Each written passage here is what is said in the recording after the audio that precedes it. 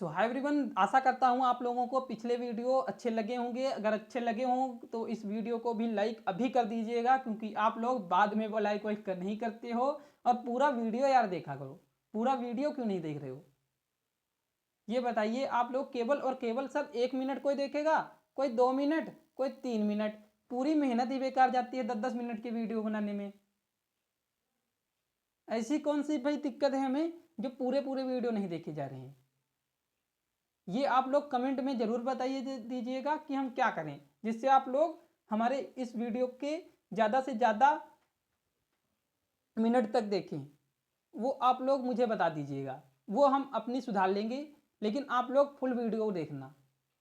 नहीं समझ में आए तो बता देना कि ये टॉपिक सर हमें नहीं समझ में आया, ये टॉपिक समझ में आया, कुछ तो बताओ। देख लेते हो बस चले जाओगे, ना लाइक करते हो ना कमेंट में बताते हो समझ में आया है या नहीं आया है। तो चलिए बिना बकवास किए से बढ़ते हैं अपनी आगे की टॉपिक पर। पुरातन शासन व्यवस्था। फ्रांस में निरंकुश राजतंत्र था। निरंकुश मतलब वहाँ पर कोई भी अंकुश लगाने वाला नहीं था, अपनी मनमानी करता था, जो राजत्व के दैवी सिद्धांत पर आधारित था। दैवी मतलब पुराने जमाने के सिद्धांत पर आधारित था। इसमें राजा को असीमित अधिकार प्राप्त हुए थे। असीमित मतलब वो बहुत कुछ कर सकता था। जैसे आज के ज़माने में अगर प्रधानमंत्री की बात करें तो उसको भी कुछ सीमित ही अधिकार प्राप्त हैं। असीमित अधिकार नहीं, जो जब मन चाहा तब ये संविधान बदल दिया, वो वहाँ पर चला गया, वहाँ बम से हमला कर दिया, ये सब चीज़ नहीं थी जिस तरीके से पिछले में था। और राजा स्वेच्छाचारी था। स्वेच्छाचारी मतलब अपने आप ही सब कुछ कर सकता था। 14वें के शासनकाल में लुई लुई कट राजा लुई 14वें के शासनकाल में 1743 से 1643 से 1715 निरंकुशता अपनी पराकाष्ठा पर थी। निरंकुशता अपनी पराकाष्ठा पर थी। उन्होंने कहा मैं ही राज्य हूँ। देखिए क्या कह रहा है कि मैं ही राज्य हूँ।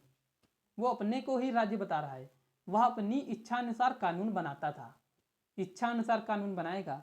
उसने शक्ति का अत्यधिक केंद्रीकरण राजतंत्र के पक्ष में कर दिया था। राजतंत्र मतलब राजाओं के पक्ष में ज़्यादा केंद्रीकरण कर दिया था शक्तियों का। कूटनीति और सैन्य कौशल से फ्रांस का विस्तार किया था। इसी तरह उसने राजतंत्र को गंभीर पेशा बनाया।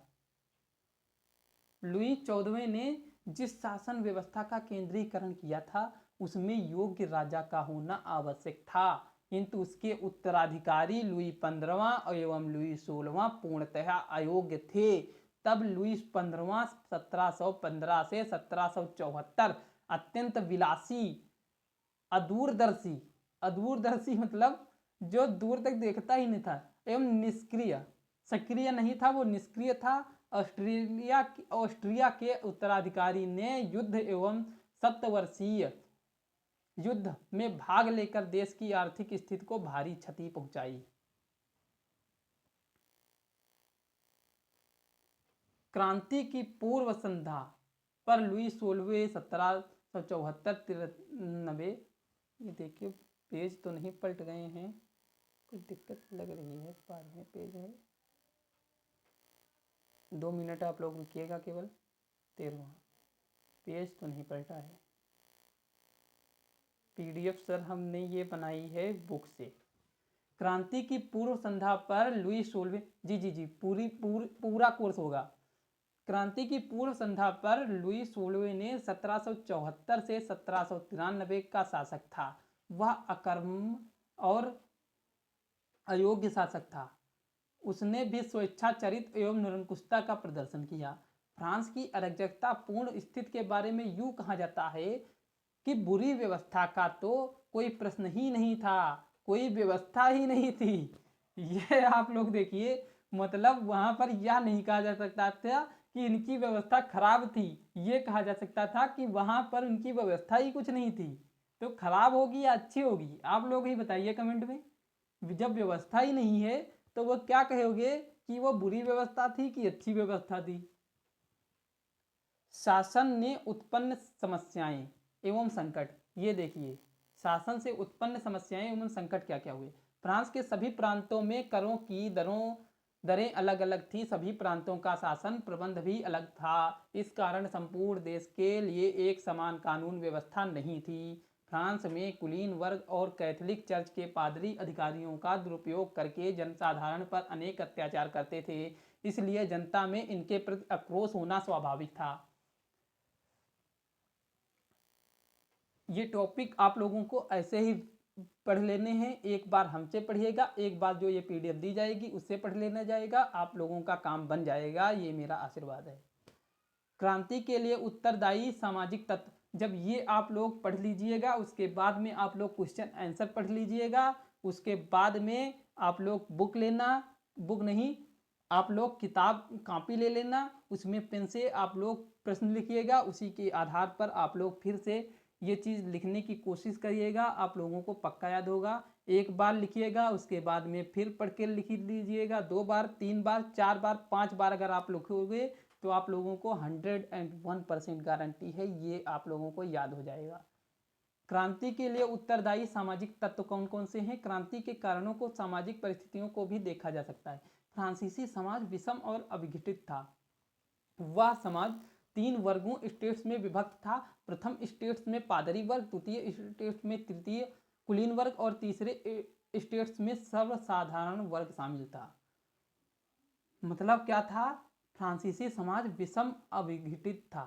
वह समाज 3 वर्ग, मतलब स्टेट्स में 3 वर्गों में विभाजित था।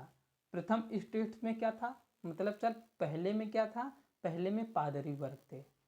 दूसरे में क्या था, दूसरे में कुलीन मतलब बड़े बड़े आदमी थे। तीसरे स्टेट्स में सर्वसाधारण वर्ग शामिल था। वो आप लोगों को पहले ही वीडियो में बता दिया गया था। पादरी वर्ग, थोड़ा हल्के से ये चीज़ देखिए आप लोग। अब ये पादरी वर्ग क्या कह रहा है। पादरी वर्ग सर प्रथम स्टेट्स प्रथम स्टेट्स में कौन आ रहा है, पादरी वर्ग। पादरी वर्ग कौन सा है, फ्रांस में उस समय अधिकांश पादरी कैथोलिक मत के थे। पादरी अपनी जागीर भूमि से कर वसूलते थे, जिससे वे काफी धनी हो गए थे। ये पादरी राजा से पृथक चर्च का न्यायालय चलाते थे। इसी कारण फ्रांस का चर्च राज्य के अंदर राज्य करता था। इन चर्चों के पादरी करों से मुक्त थे। इस कारण चर्च काफी बदनाम होते जा रहे थे व लोगों में उनके प्रति नाराजगी बढ़ती जा रही थी। मतलब सर फ्रांस में उस समय अधिकांश पादरी कौन थे, कैथोलिक मत के थे। ये कैथोलिक मत कौन सा है वो सर आप लोगों को पहले ही वीडियो में बता दिया गया था। पादरी क्या करते थे, अपनी जागीरी भूमि से कर वसूलते थे। जागीर की जितनी भूमि थी उससे कर वसूलते थे, जिससे वे काफी धनी हो गए। ये पादरी राजा से पृथक चर्च का न्यायालय चलाते थे, मतलब ये चर्च का न्यायालय भी चलाते थे। इसी कारण फ्रांस का चर्च क्या था, राज्य के अंदर राज्य कहा जाता था। मतलब ये तो 2 राज्यों की बात हुई, राजा भी न्याय कर रहा है, चर्च का अधिकारी पादरी भी न्याय कर रहा है। तो ये राज्य के अंदर ये राज्य है, इसके अंदर भी एक राज्य है, ये कहा जा रहा है। इन चर्चों के पादरी करों से मुक्त भी थे। इस कारण चर्च काफी बदनाम होते जा रहे थे व लोगों में उनके प्रति नाराजगी बढ़ रही थी।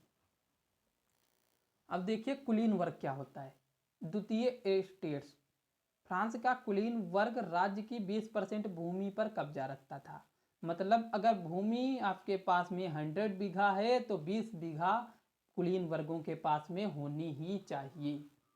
राज्य, चर्च व सेना के सभी उच्च पद इन्हीं कुलीनों के पास में थे। राज्य, चर्च व सेना के सभी उच्च पद मतलब जैसे राज्य का कोई उच्च पद हुआ तो वो भी कुलीन वर्गों के पास में होगा। चर्च का कोई भी उच्च पद होगा तो वो भी इन्हीं के पास में होगा। सेना का भी अगर कोई उच्च पद है तो वो भी इन कुलीन वर्गों के पास में होते थे। ये जमींदारी का भी कार्य करते थे, लोगों के झगड़े का फैसला भी कार्य करते थे। ये लोग लोगों की सहमत संपत्ति हड़पने के लिए लोगों पर भारी जुर्माना भी लगाते थे। इन्हीं कारणों से इनके प्रति असंतोष पनप रहा था। अब देखिए सर्वसाधारण वर्ग, मतलब तीसरा वर्ग क्या कह रहा है कि यह वर्ग स्वयं दो भागों में विभाजित था। इसमें एक मध्यम वर्ग और दूसरा जनसाधारण वर्ग। इस वर्ग की कुल जनसंख्या फ्रांस की जनसंख्या का 94% भाग थी। मतलब केवल 6% में वो लोग थे और 94% में ये लोग थे। इतनी जनसंख्या थी इनके पास में। इसके अंतर्गत एक मध्यम वर्ग है, वो देखिए। इस वर्ग में मुख्यतः डॉक्टर, वकील, दार्शनिक, प्रोफेसर लोग आते थे जिनके पास शिक्षा, धन व बुद्धि का अद्भुत समन्वय था। इनके व्यापार और बौद्धिक क्षेत्र में अपना एकाधिकार स्थापित कर लिया था। अक्सर ये सामंतों को धन उधार देते थे। सभी भी सरकार भी आवश्यकता पड़ने पर समय समय पर इनसे ऋण भी लिया करती थी, परंतु इन्हें किसी प्रकार का कोई विशेषाधिकार प्राप्त नहीं था। मतलब इनसे ऋण भी लिया जाए और इन्हें कोई भी विशेषाधिकार प्राप्त नहीं किया जाए। इसलिए ये अपनी स्थिति से संतुष्ट नहीं थे। संपन्न और सुयोग्य होते हुए भी ये सामंतों एवं कुलीनों के समान सामाजिक सम्मान से वंचित थे। अतः व्यवस्था के विरोधी भी थे। विरोधी तो हो गए ही। जैसे आपसे है, कोई आपसे उधार रुपए ले, लेकिन उतना आपसे सम्मान ना करे जितना औरों से कर रहा है। जिनसे रुपए नहीं मिल रहे हैं और आपसे रुपए मिल रहे हैं, वो आपको सम्मान नहीं दे तो आप उसके खिलाफ हो जाएंगे। वही बात यहाँ पर कह रहा है कि जनसाधारण वर्ग अब क्या होता है। फ्रांसीसी समाज में सबसे गिरी हुई स्थिति जनसाधारण की थी, जिसे तृतीय स्टेट्स कहा जाता था। इस वर्ग में कृषक, मजदूर, घरेलू नौकर आदि थे। समाज में इस वर्ग की संख्या बहुत अधिक थी, फिर भी इनके जीवन में इतना शोषण व उत्पीड़न हुआ था जिन्हें पग पग पर कठिनाइयों का सामना करना पड़ता था। ना तो इनके पास में 2 समय की रोटी की कोई व्यवस्था थी और ना ही शरीर के लिए ढकने के लिए समुच्चय वस्त्र थे। वे अपने बच्चों का पेट भरने में असमर्थ थे। इसलिए वर्तमान व्यवस्था के अंतर्गत उनकी अपने आप को असंतुष्ट एवं निराश अनुभव करते थे। शाही करों का अधिकतम भार इसी वर्ग को वहन करना पड़ता था। कर वसूल करने वाले कर्मचारी इनका सर्वाधिक शोषण करते थे। ये जो थे, यही सबसे ज्यादा परेशान हो रहे थे। मतलब ये सबसे गरीब थे और सारा कर यही बेचारे दे रहे थे। कपड़ा नहीं है इनके पास में, कपड़े खरीदने के लिए रुपए रखे हैं, कर मांग रहे हैं, भैया कर दे दो। कर नहीं दिया, मारे जाओगे या फिर जेल में जाओगे। तो बेचारे कर दे देते थे लेकिन कपड़ा नहीं पहन पाते थे। तो अब हम आपको कल ये टॉपिक पढ़ाएंगे, तत्कालीन क्रांतिकारी और समूह और विचार। तत्कालीन क्रांतिकारी समूह और उनके विचार कौन कौन से थे, ये टॉपिक आपको हम कल पढ़ाएंगे। तब तक के लिए धन्यवाद। मिलते हैं आपसे अगली वीडियो में। Bye bye.